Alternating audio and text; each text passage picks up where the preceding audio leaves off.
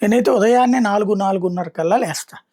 అప్పుడు బిగిన్ చేస్తే అంటే మ్యాటర్ గ్యాదర్ చేసుకోవడం బిగిన్ చేస్తే 6, 6:30కి కాలకృత్యాలు తీర్చుకుని 7కి ఆఫీస్‌కొచ్చి కూర్చొని టైటిల్స్ కొట్టుకొని, రాసుకొని, ఆ తర్వాతన ఆహ్, ఎ ఇది ఇది మార్నింగ్ మ్యాగజైన్ చేయడమా, ఆ తర్వాత వీడియోలు చేయడమా, ఆ తర్వాత 2.0నో, ఆ తర్వాతన మన డిబేటా, ఆ తర్వాత మళ్ళీ వీడియోలా ఇంత ప్రాసెస్ ఉంటది.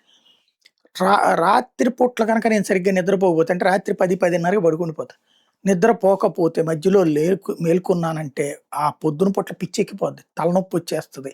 ఎందుకు ఈ మాట చెప్తున్నానంటే భయాందోళనతో ఉన్నప్పుడు నిద్రలు పట్టవు. ట్రంప్ అనేటటువంటి ఆయన ఎందుకు అంత పిచ్చి పిచ్చిగా ప్రవర్తిస్తుంటాడో ఇప్పుడు తెలుస్తోంది.